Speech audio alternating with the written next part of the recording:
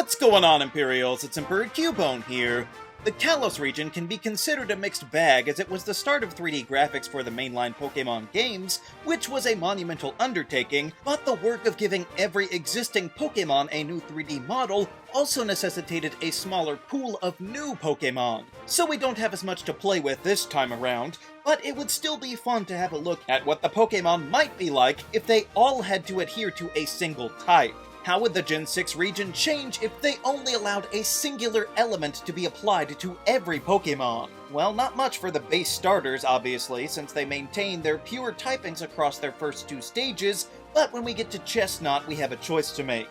Well, it's not actually much of a choice, because this spiky linebacker looks a lot less grass-like than ever before, so I'm pretty comfortable changing its type to fighting. I think that works well, but then of course that means the other starters would likely need to change too. Greninja, I'm not too worried about as a dark type. That fits since it similarly has distanced itself from water at this point. The only real argument against it is Delphox's fire, but I think if you just extinguish its stick, then Psychic works just fine. Plus, that maintains the same relationships as Fire, Water, Grass would, just with the fighting Psychic Dark types instead. And all in the same directions, mind you, which is usually annoying, but here it keeps them all in line, which I do appreciate.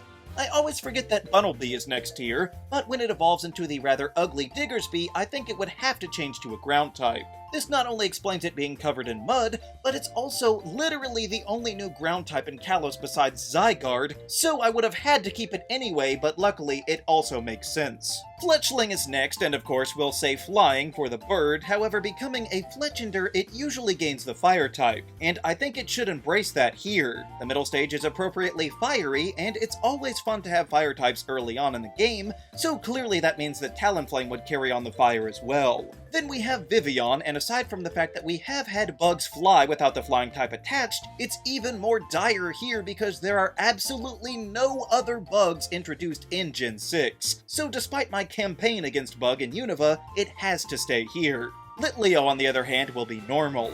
Because honestly, I didn't even know the tiny tuft on the top of its head was supposed to be a flame for way too long. So it's mostly normal anyway. Plus, that'll make it all the cooler when Pyroar becomes a fire type, since the main makes it far more obvious for either gender version, and that way it's got a little theme going for fire types in Kalos. Then we jump down to Pangoro, who pretty obviously needs to be the dark type.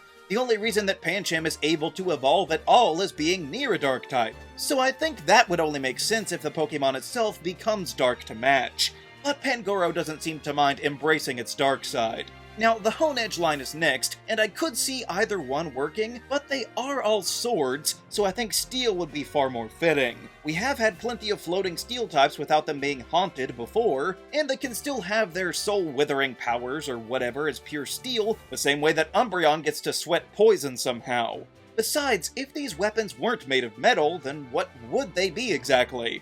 I really like Inkay, and I think that it works best as a psychic type. It just seems to fit more with its hypnotic lights and its floating powers. But when it evolves, Malamar does seem a bit more nefarious, so I could see Dark creeping in, as it is certainly more malicious than the cute little base stage ever was. The often forgotten Binacle comes next, and considering that it's 70% a giant rock, I think we can stick with the rock-type side of things, and that could carry over to Barbaracle as well, since it's kind of just a big rock monster that just happens to live in the water, not so much defined by it. I think it also makes sense for Skrelp to drop the water typing and stick with poison. Firstly, we already have a water-type seahorse, but that also distinguishes all of these Pokemon from the others, so there's an actual reason to pick different sea dwellers. And like before, Dragalge is the only fully evolved poison type in the region, so we cannot afford to take that away. As for Helioptile, I think this line could easily be pure electric types, and really they're not all that normal in the first place. So if nobody would even miss the normal type as is, I think it's kind of a no-brainer. Then we have the fossils who will follow the tradition of losing the rock type. So Tyrunt and Tyrantrum become pure dragon types, while Amara and Aurorus will be ice. Especially those last two are much more tied to ice than anything else, and the Tyrannosaurs are vaguely rocky at best, so these might just be the most fitting fossil selections of all. Hawlucha comes next, and considering it sometimes glides and is mostly just standing around on the ground anyway, I think fighting is the obvious answer here. Now, as for Dedenne, I actually think it could pull off Electric, but I kind of have to go with Fairy, because what's the point of a Pikachu clone if they're going to just stay Electric? Just don't tell any of the others that I said that. So my hands are a bit tied, but a fairy with extra shocky powers isn't the worst thing in the world. Carbink, on the other hand, is not remotely fairy-like at all, if you ask me. Just a block of crystal, really, so pure rock seems perfectly fitting in that regard. I actually forgot about Klefki when making this list the first time, but a bunch of keys sounds like an easy setup for the steel type to me. Phantump and Pumpkaboo come next, however, as a pair, I think it makes sense to split them up. So firstly, Phantump and Trevenant should probably be ghost types, because you can see all of the protoplasm that they're made of, and that's most of what Phantump's body is. However, I think Pumpkaboo and Gourgeist could instead be grass. I mean, when you look at them, they're really just basic pumpkins, in which case, how does that make them any different than any of the other fruit-based Pokémon? So once again, it would give an actual reason for them to exist as different Pokémon to select. Now, Noibat I think would do well to be a pure flying type, since it was the first primary flying-type Pokémon in a dual-type setup. However, Noivern I think could graduate to Dragon. That way you could still get a Noibat fairly early in the game without it being overpowered, yet it would signify Noivern's increased strength when it evolves. But that's all the common Pokémon, so to go with the pure fairy Xerneas, I think Yveltal should be dark. It's not that flying is out of place here, but it has no special relation to Fairy, so keeping opposing types would better highlight their rivalry like with the Gen 3 mascots. Plus, the Y mascot is all about death anyway, so that's definitely on the dark side of things. But then I guess that would mean you would have to keep Zygarde as a dragon as well. Sure, that means that Xerneas would beat out both of the others, but that's how it is right now anyway with the other legends. So, as much as I hate revoking half of the ground types in Kalos, I do think Dragon makes it work best as a trio. The first mythical Diancie I think should also be Fairy. That may be a bit much overall, but given that Fairy was the new kid on the block, I could see them going for this in addition to a traditional legend. And besides, this shows how much more improved it is over Carbink by being more than just the rocks that it's made of. Hoopa is next, and we can kind of get the best of both worlds, with the confined form being a ghost type, while the unbound form goes for dark. The smaller Hoopa is basically a genie from a bottle, so when combined with its mischievous demeanor, it's fairly ghost-like already. And of course, the giant version is a towering, malevolent monolith of pure evil, so I find it quite satisfying that they get to alter types across their form changes. And of course, that just leaves Volcanion. And as cool as it is to have a water and fire type combination at all, we can all admit that there's really next to nothing water about Volcanion, right? I mean, it does shoot out water, but so can dozens of other non-water types. So I'm fine with having some water coverage on this incredibly fire-looking myth, which, by the way, has no actual myths about it. And those are all of the new Pokémon from Kalos. However, Gen 6 did also give us Mega Evolution, so I guess we should run through all of those and see what might change. Now, like with Mega Venusaur, it's very tempting to say that all Megas should be the opposite of whatever type I made them keep the first time, and that way Mega Evolution would get to be a cool type-flipping trick as well. But the problem there is that others, like Mega Blastoise or Kangaskhan, didn't get a second type added, so instead we'll just go case by case. As for Venusaur, I think all of the extra foliage popping out makes it look more of a grass type than ever, so we'll just keep that side going. Mega Charizard I think would be fine to stay fire. Although there is a flying argument with those extra wings, so that would be fine. But then of course we have the X-Mega as well, and that one only makes sense to swap to Dragon, since that's kinda the whole point of that form existing in the first place. Now it's true Beedrill didn't get a Mega in Kalos, but we will count all of the Gen 6 Megas here. So as for this Pokemon, I think Poison still suits Beedrill just fine, even in its streamlined state. Plus it would be fun to have such a fast Poison type around. Even faster than the next one, Mega Pidgeot, who would of course be pure flying, since it has seemingly become one with the wind around it anyway, so normal is less of a factor than ever. Since Mega Alakazam is one type already, the next one is Mega Slowbro, but strangely enough, I'm not going to go with Psychic and change it to Water instead. My reasoning here is that Shellder has finally overtaken so much of Slowbro's body that it's basically the primary life form now, so the typing should reflect that change as well.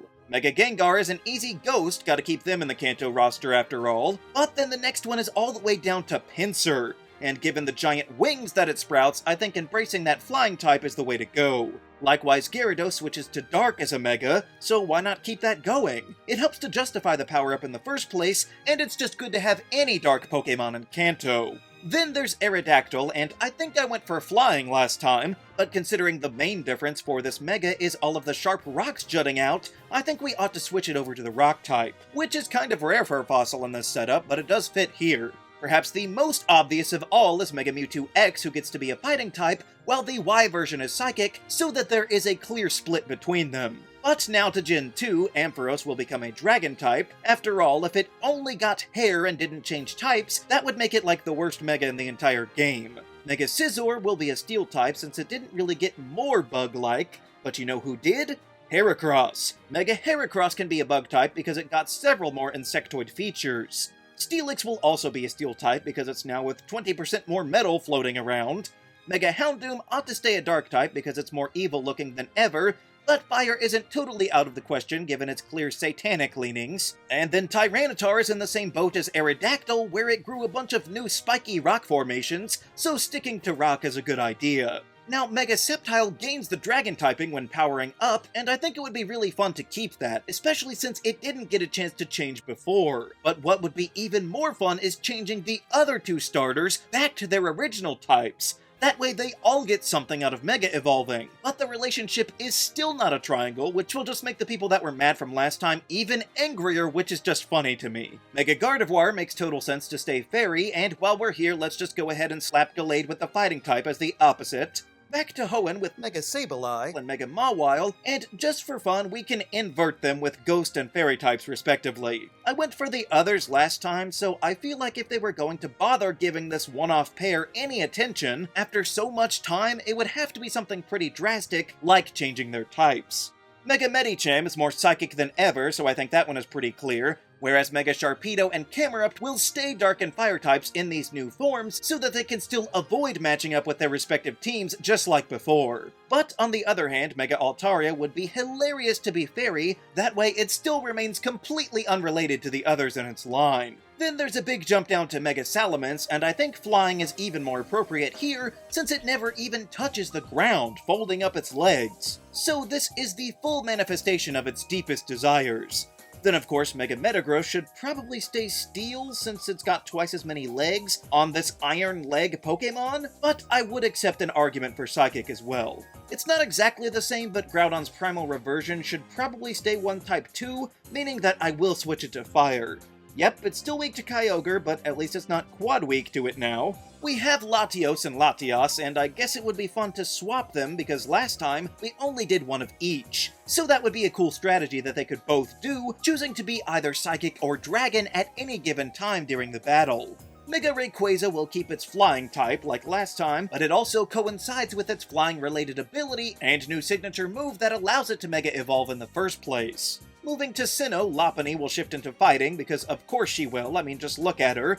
And then Garchomp will still be Dragon, since Gen 4 is really sparse on common dragons to pick up. Lucario didn't really get much more metal on it, but that still counts, so I guess we'll keep it Steel. And then Abomasnow should probably go with Ice. I mean, just look at the big frozen crystal sticking out of its back, so that checks out for me. And as the only Mega from Generation 5, Audino will become a Fairy type. This not only goes to make it feel even more special than other Unova Pokémon, but it also adds Fairy to a place that really needs more of it. And that works for Diancie to stay a Fairy as well. It just seems like a step backwards to make it a Rock type after it was already magical, but feel free to disagree, I suppose. So, those are all of the Gen 6 Pokémon if they had to become a single type.